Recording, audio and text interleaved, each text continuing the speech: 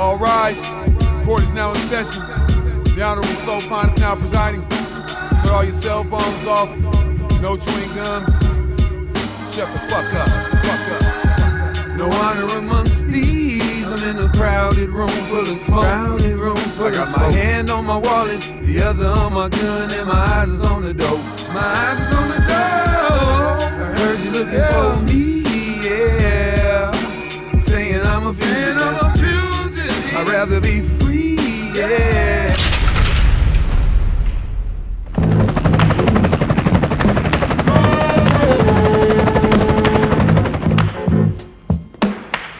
Let's make America great again. I was brought to this land without a name and broken language. Taught to hold a gun, load it up, and then aim it. Create laid pavement with very little payment.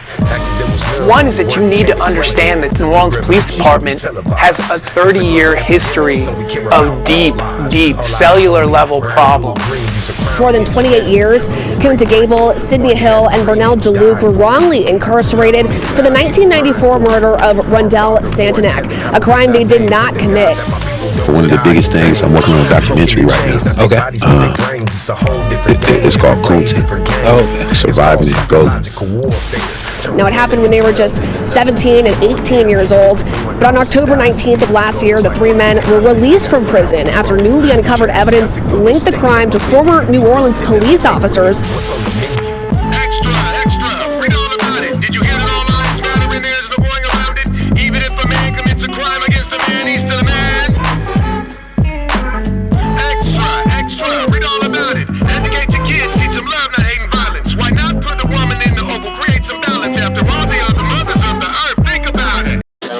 All right, Kunta. All right, fellas. All right, Win.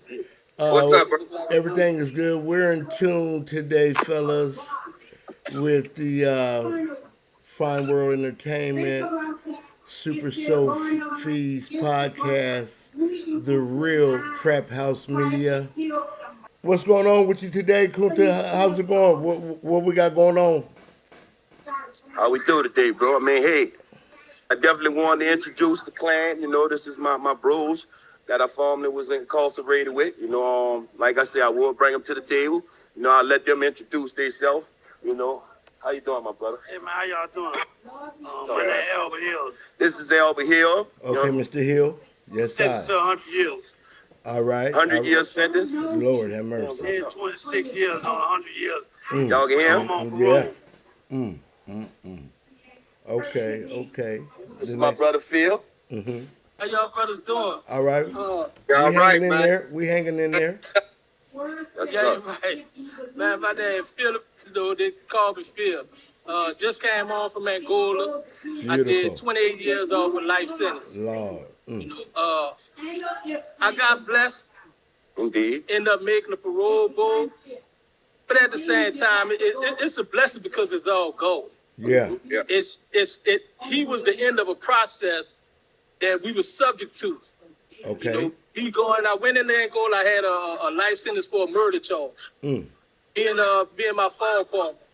Being my fall partner, the way the laws was designed in Louisiana, they sentenced him to 7 years for manslaughter. And turned right back around and took me to trial for second-degree murder. Wow. On a dude that was shot one time. You know, he got manslaughter, I got second-degree murder.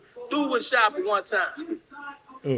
But they end up doing that because the detectives made the witnesses turn around and say he did it, and then they made all them same witnesses turn around and say they saw me do it. Right. And then by him carving out to 7 years for manslaughter, all they had to do was come to court. You know, so it was an all around messed up situation. You know, but it's a blessing because 30 days before I got ready to go up on the parole board, my wife was on Instagram, and she a case manager. And to show you how God worked, one of the little females she was over was my fall partner daughter. And so when they see her last name, the first thing they thought about was me. Wow. And they ended up asking my fall partner about that. And so he ended up telling him, he said, man, Phil still in Angola, but he said, Phil ain't kill that man. That part. And so she ended up getting in touch with all my witnesses. Yeah. All my witnesses came forward. All of them come forward. They said, bro, look. Beautiful. They told my wife, they said, look, whatever kind of affidavits he need us to sign, we'll sign it. We didn't expect for him to do 28 years in prison. Lord have mercy. You know, and they told us, they said, man, the detective told us to say that. We didn't see him do that, but we didn't know he was going to do that long. Exactly. But the problem was, by me going on the parole board, I got to say I did it. That's the whole thing I wanted y'all to hear. Kunta, you beat that situation by the information that you had, if I'm correct. Indeed. Wow. Indeed. And it had I not had that, the information I had, like several other guys that's still incarcerated, I mean, I would never be here, bro. I would have had to go before the parole board just to get back into society, and I would have had to confess to a murder or somebody I never seen in my life. Right. Just to regain my freedom so they can have a conviction and not take, responsibility for the faults in the system. Right. Well, that's wonderful that didn't take place. It's a rough situation. So, what's my other brother right here on the far end? What's your name, brother? George. Hey, my name's George, man, and I did 25. I was a juvenile. And look, man, to sum it all up, for me, it was a drug deal gone bad. I was the principal to a murder, and I'll say this: if I was white, I never would have got life. That part. I was offered 2 times the term state's evidence on my brother. That was the only out that I had. And of course I ain't doing that. Right. So I got, they promised me that I was going to Angola, so they sentenced me there. But when I got to Angola, man, I ran slap dead in a guy, and the game was over. He gave me the blueprint. He gave me the blueprint, and I mean, winning championship after championship after. It's like life is easy, man, because I just looked at him and I just keep it 100, and as something Phil said, I just surround myself, man, with solid people, and people, that I just know, and for me, that's just how I roll. So, Kunta, Albert, Phil, I've been knowing them. That's my family, basically. They know me better than my family. So, and man, I'm just big, man, on container networking with everything that. Just keep it 100 on, I like to give both sides of the spectrum, both ends of it, you know what I'm saying? Man, look, we all got incarcerated in the early 90s when, New Orleans was the murder capital of the country. Right. And from a political standpoint, they didn't know what to do but to start locking us up, falsifying documents. They was just, just really trying to clear the books. A lot of dudes got locked up for murders, but you had murders that they never solved to this day. Between 91 and 95, 96, it was the wild, wild west. And say, man, I'm gonna tell you this, and you brought up about the chain gang. Man, along the way, the same system that messed over us was the same system, gave us some nuggets. That same system, because I know they never educated me to come home and become who I was. They educated me to make their life easier, to run everything in that plate. I know that. Right. But with that, God had a plan. Talk about and so through those classes and whatnot, man, and I got to say this, man. Speak on it. The same way Governor John Bell Edwards was a gift to the penal system to a lot of dudes getting out. Man, Warden Kane was a gift, man. That dude set a lot of us up. You know what I'm saying? I'm telling you, I was able to go to that dude on the behalf of a lot of these dudes and help them. You know what I'm saying, man? If I sat down, hey, Warden Kane, this the facts. Warden Kane and said, look, pull this record. Let me look deep off into it. And if you was right, man, Warden Kane was going to stand on business. You know what I'm saying? So I wanted to say that from the standpoint that, there's a lot of bad public negative stuff, man. But I'm going to tell you this, man. These same dudes, we had 9 violent offenders come to Angola, that had 2 years. They didn't get raped. They didn't get jugged. They didn't get involved, you know. And they were around dudes that had life, 50 years, 100 years, 200 years, 3-4 life sentences. That's a testament, bro, that we changed. You know what I'm saying, bro? We was on some other stuff. The testament is, it's a Saturday. It's for something. We all out here, bro, just chilling. Indeed. And with him saying that, I would like to also add that he really didn't tell y'all the position he really had in the prison. This is one of the guys that I was explaining to you that had a life sentence in that prison that was able to come out the prison and go on the street, literally, while he got a life sentence. So it's this a whole different, ball game because he changed a lot of narratives inside the prison for his programs and things to help people that they couldn't get a control of, literally. Guys like myself, y'all already know I didn't mess with too many government-funded programs. Exactly. So he knew I wasn't going to mess with too many government-funded programs unless it was somebody that I felt comfortable with, which is, these guys and several more of them, bro. Hey, Kunta, you told him, don't come and ask me nothing about none of this type of shit, huh? Real shit. I mean, for what? Why what? I mean, hey, bro, they knew in inside the prison, bro, with that government thing, bro, like I said, at the end of the day, I didn't feel like helping the government make money when y'all got me in here set up. Now if they had something running by the inmates, of course, I would support that. So I missed out on a lot of things. I hurt myself, by being ignorant in that manner, not to want to, get into these government-funded programs, you know what I'm saying, even though I wasn't supposed to be in that prison, bro.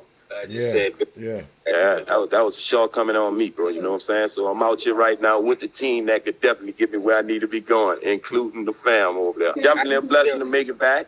I don't want to hog it, but what I will tell you is this, okay? When he says something, it's facts. I have right now in my family is getting together, and most of them, I don't even know them because they was kids when I went in, right? Right. They getting together and they going to a repast. I don't like doing things of that nature. I don't want to stand over no bodies and none of that right now. But even with that being said, I know these guys better than I know everybody in my family. I'm talking about them 20 plus years we did together. I didn't even live 20 plus years on the street with my mama. That part. You know what I'm saying? I ain't seen 20 plus years with my kids, so this is what I know right here. That's what I'm saying. So we gonna make it, bro. Yeah, most definitely. So that being said, I want to ask you guys, what's the most important thing or person in your life that kind of kept you guys going and kept you hopeful, and with faith that you guys were going to make it out because you knew, you weren't supposed to be there in the first place? What kept your faith alive? For me, it was actually the stigma being from New Orleans and being young and black and basically doing something that never been done before. So I had two chips on my shoulders because when I first, got my spiritual awakening, the church didn't even accept me because of what I come from. Because these are my friends. These are guys that I've never turned my back on. I don't care how if I was with the warden or whoever, if they hollered, I'll stop. Hey, what's up, man? This my family. That part. And so for me, what motivated me every day was that I was in a circle where I know the people that was in a circle didn't want me there. And so I knew how hard it was for me to get there. And I knew I bear the responsibility to be there, to be a voice for the streets, to be a voice for guys that was some good dudes, but just was misunderstood. So for me, being a representation of that, I always wanted them to know, hey, man, we can make it. We could change. I know the system is this, but hey, man, we can fight through this type of stuff. So just knowing that my guys was counting on me, that they call me pastor, they say, they call my church Thug Life Baptist. Because again, I pastor the streets. I pastor the guys that most of the Christians run from. Those are the guys that they gonna, I could go talk to them about anything. So these guys gave me motivation every single day to get up, stay up, and keep pushing. Mm-hmm. Wonderful. Indeed. Wonderful. For me, it was simple. You know, when I first went to jail, I went to jail in September the 1st, 1995. I was 15. About 4 days later, I seen a news interview. And on the news, we sitting in the parish, we watching the news. So the first thing I see, they had a 16-year-old white girl threw her baby in the garbage can so she could go to the prom. She had a baby and threw it in the garbage can, you know, and went to the prom. And they never charged her with nothing. She was 16, white girl. And she dumped her baby to go to the prom. This the same month, I done got arrested for second-degree murder. And the dude that they got me down for killing me and the dude was cool. The dude daddy got on the stand at my trial. And he told me, he said, I'm not saying Philip killed my son, and I'm not saying he didn't kill my son. He said, but what I saw was my son and Philip walk to the corner. And I saw my son go that way, and I saw Philip go towards his house. But he wanted me to go to trial and beat it. If I beat it, I beat it. He didn't know whether or not I did it. He just wanted justice for his family. Exactly. And I understood that. But for me, it was the understanding of the way the laws were designed and who they were designed for. And the fact that the government in Louisiana has no problem being blatant when it comes to telling you, we not worrying about you. Just like right now, you got dudes, the prison is packed, but dudes that's not even supposed to be in prison because they wasn't found guilty. But the 10-2 thing. And the people is ignoring that fact. So for me, it was deciding what side I was going to be on and what direction I wanted to put in developing my personality. So for me, it was with affiliating myself with people of the same passion. I hung with dudes that had a passion for God, whether they was Islamic or Christian. I used to go every now and then when I used to walk the yard, I'd dip over to George in the church. You know, it was all about understanding what it took to be the person you wanted to be, regardless to what got me there. Today starts in the moment, and so for me, it was today. I'm gonna try to invent myself because I went in as a child. I didn't have no idea of who I was supposed to be or what I was supposed to become. All I had was the people that was around me. Right. And a lot of dudes in prison have morals that being a man is what's going to govern that. Right is right, wrong is wrong. Being able to handle something if you did something. So it showed me how to be a man and how to handle stuff, but I always used the experience of my brothers. You know, because like a lot of us, you go to prison as a juvenile and you grow up and you 40 years old. Then you done outlived your life on the street. So the people that you're around, that's your new family.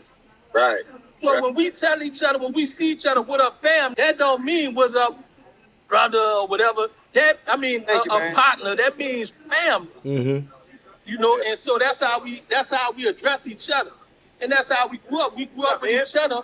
I appreciate that's y'all our boys, responsibility. Man. What up, big brother? Y'all on the call, man. You know, and so I never really did nothing that would bring shame to one of my brothers or to one of their family. And if something happened within their family, we was there for them. So for me, it was always the brothers I hung around. That's what really made me do. Appreciate that. Work life. What's happening? What I'm stepping into? What room I'm in? What's going on with you? You at Fine World Entertainment. What's going on, fellas? How y'all making out? What's happening with you, good brother? We the men of the hour, man. You know, this is what we do in the community, trying to bring it together on all aspects of, quite naturally. we know the issues in our city. We got the ability in changing them and put into a halt. So it's on us as the men of the city, wherever we may be, to hold our positions and hold our spots. We're the providers, we're the protectors, and quite naturally, you know, it's on us to be able to be the priests as well. You know what I'm saying? Yes, sir. Give them the real that they ain't really giving from what they not always seeing. They don't see it from us. You know what I mean? So so we make it real cool to praise God. You know what I'm saying? Yes. And from a mindset of it, what we do is attempt to give them some love so they can know what it really is, as opposed to them following that foolishness. That love kills foolishness. Exactly. You know what I'm saying? Love conquers all. All of them claim to be believers, right? They say they believe in God, but they don't want to follow His rules because they don't know His rules. So it's on us as the OGs to give it to them where they at for what it is, and allow them to see it, not just hear it, but allow them to see it on a daily walk and a daily encounter. We've been doing this now for about 2 years. I'm gonna say about 2.5 years, because before I partnered up with them, I was still moving from playground to playground, putting on sports camps. You know what I'm saying? So I got a nonprofit called Positive Minds, Positive Move, Fast Academy Foundation. Fast standing for fundamental achievement success training, fundamental academic skills training, and fundamental athletic sports training. So on all levels and all aspects of, I'm coming directly to you. I grab them when they got them big old hammers on them, pull them to them with the same message. Now holler at you, find out what's good with you, you know, and get them right where they at. Because quite naturally, they just like a dog, they sense fear. So I'm coming, I don't know what I'm feeling is the one up above. I'm coming wholeheartedly with them on my side. You know what I'm saying? Yes, so sir. just giving it to them where they at, giving them the real, no fluff, no bull, and meeting them where they at is what we about. You know what I'm saying? Wonderful. So I got some cats in. We're going to the juvenile center. We're going. They want us to come into Orleans Parish, but I'm working on it. You know what I'm saying? They're stretching me thin. They don't value what's needed. You know what I mean? We've been tricked and been tricked for so long in regards of this religion thing. Right. I ain't no man of religion. I'm a man of the word. So being a man of the word of God, I'm pushing nothing but the word of God, no religion. I work with the Israelites. I work with the Christians. I work with whoever is attempting to get to God. But I'm showing them the truth, the right, the way, and the way. The truth and the way. You know what I'm saying? Yes, like sir. the only way to get to me through Jesus Christ. So if you ain't accepting him as Lord and Savior, quite naturally you're being false advertised. So just giving them to them for what it is and where it's at, right where they at. That part. I'm Phil Brock, baby. Born and raised in New Orleans. Yeah, no, that's wonderful. How y'all doing? Stand up. We're doing great. What's your name, brother? What's up, man? My name is Bobby Wallace. I did 22 years and 4 months in Angola. Lord have mercy. You know, we all got a lane when it comes to Christ. Like he was talking about his position in helping different people out. I take that same stance. I'm all things to all people. You got to understand how to utilize that statement, though. Okay. Because you got to be able to allow the Lord to adjust and maneuver you where he needs you to be at. Talk about it. Now, I know a whole lot about the street because I come from the street. But I was in Angola from 92 to 2014. I did 22 years and 4 months. What I've learned in prison, I come out here to teach these youth and adults that it's a better way. It's a better choice. That's See that pride, that fear, and all these kinds of trying to impress people? That's wrong. Especially with this government, that's what they're doing now. You ain't getting no more chances. That part. You're not getting no more chances like that. My thing is to express the love of Christ through what I do, not just what I say. But I'm capable of saying it because God blessed me to be a communicator. Wonderful. You understand what I'm saying? Yes, sir. And I hooked up with this brother the second time I run into him. I see the things he do. I'm trying to get on a train with him. That I done part. spoke at Angola, DCI, Hunts, all the juvenile detention centers. I go in there. Wonderful. I maneuver. That's how God do it. Yes, sir. Wherever he allowed me to be, that's where I'm going to go. Won't he do I it? always got something to say because I've been through a whole lot. The Bible tell you to put the word inside you. You don't know when you're going to have to come and spit it back out. That part. You ain't got to try to think about it. Let God lead you. He going to give you exactly what to say. Exactly. I appreciate whatever is positive, I'm a part of it. I'm a follower of Christ. I'm all things to all people. Be blessed. Gotta go. My name Bobby Wallace. All right. Thank you, Bobby. Appreciate you. Appreciate you. Whoa. What it is? It's your boy Shaq Brown. All right, Mr. Brown. You see when I'm rocking Renzo's world. Yes, sir. Yes, sir. comedian, motivational speaker, but most importantly, I was a friend of Kunta. Okay. Kunta walked off. Kunta was with me the night that happened. So that's like, yeah, you get robbed out of your childhood friends in any kind of way. He was standing with me, told me he was coming right back, walked off, and I ain't see him for 28 and a half years. Lord have mercy. You know what I'm saying? So, yeah, that's my dude. But also, I've been working with kids. If you've ever heard him tell stories about this dude out there who got the kids, he do the football and the sports programs and all that, that was me he was talking about. Okay. So, yeah, and NFL Network, CBS Sports, all that kind of shit. Wonderful.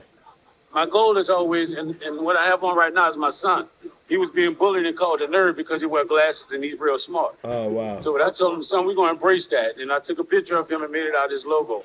Wonderful. So that's what we do. I go around now doing a bunch of anti-bullying speaking, coming from somebody who fought the bully all the time. Beautiful. You know what I'm saying? Yeah. So we just took a different approach with it. And like I told Kunta, what I see what he's doing, and I'm a dean at a high school. Yes. So I've been working in the school system about 30 years too. Wonderful. So I can kind of navigate through that school system. I have a lot of connections when it comes down to principals and athletic directors where we can get to those football teams. Because most of our boys are on the sports team. So, you know, I know sometimes we try to attack the school by getting to the school, the whole school. But sometimes you might just have a connection with the coach. Let's get to the team first.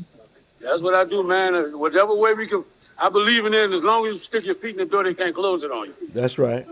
That's if right. You got a crack in the door, somebody gonna get in. If you get to know your neighbors, quite naturally, you get back to having love in the neighborhood. Exactly. So it's a method to the madness. I think, I know God already equipped the army. Now it's time for everybody to play and hold their positions. Yes, sir. And knowing their positions to do so. Exactly. Is key. Y'all have a message, man. Based upon, what he's been reaching out and telling me about, y'all have a real strong message. And a lot of times that we could get to them young men, we can get to them. Yeah, and This the problem that they didn't want. We the Exactly. chosen get together. When the real men get together. We the chosen ones to take these streets back. They're playing on the playground just a little minute ago. I go up there, hey, prep time, let's go. Everything stopped. That's right. You know what I'm No, saying? as Come it on should. over here. That's right. That's right. We in East That Shore builds a while structure. back, 14 of them, AR-15, extended clips, Uzis, you name it. Guns down, prep time, let's roll. That's right. You know what I'm saying? Yes, Ain't sir. nothing going on there back there, God doing it. I ain't gonna take the charge, but That part. put me in position to be the vessel to lay his law down. Wonderful. You know what I'm saying? Wonderful. Quite naturally, he done already put y'all in position as well, so I'm calling you out. Yeah, appreciate it. Yeah. This is exactly what we're here for. Kunta reached out to my godson, and just the relationship between the two was so authentic and so rare. Unfortunately, we lost my godson, but we're here to pick up the weight and carry it. Kunta asked me and my brother Winburn and my sister to help get this story out, and that's exactly what we're here for, to spread the right news, the best news, and the truth. So at the end of the day, that's what Fine World Entertainment is here for. This is SupaSoPheez Podcast, the real Trap House Media. So we appreciate you guys. Most definitely. I appreciate you. Most definitely, Appreciate y'all, man. We need each other, man. I ain't sharpening each other. Can't Phil do Brock, man. Look, man. God most bless. definitely. Yeah. One. Appreciate you. I'm sorry. All right, brother. Thank you, man. 1 second. How you doing? I've been gone too long? No. You good, Kunta? You good, Bro, Kunta? that's basically where we at with it 24/7, bro. Yeah, no, that's beautiful. We already know it's all about surviving Angola, so all right. We wouldn't be here in this position if it really wasn't for you and Robert. So yes, sir. Yeah. Young boys out here done tore my pockets loose. We had to put a few wages on them playing basketball. And tore a nigga up, That's gay. It made me make you know how old you is. How y'all doing? I'm C. Murder, Corey Miller. I'm incarcerated right now. I got a life sentence, and I'm fighting for my freedom. And it's from the streets to the pen, and we just trying to keep it real, get brothers home and get brothers free. Right now, I implemented a program here where I'm at to basically get inmates that are indigent to help them get lawyers from that world that can free them, that can bring them home because they have nobody else. My biggest wish, what I wish the most, is that other young men, other young black men, do not wind up in the situation that I'm in, do not get life in prison, do not get long terms within Louisiana prison system, really across the world. And we just hoping and fighting and praying and doing what we can do to stop our young black brothers from coming in. From the streets to the pen, first of all, Kunta, I'd like to congratulate you from being free and not forgetting us brothers that's locked up. Too many do that. I want to thank you and I want to commend you for going home and still fight for us, fight for our freedom, man. We love you for that, bro. We need more like you. You heard me? Please support my boy from the streets to the pen. Support Kunta, support the rest of them.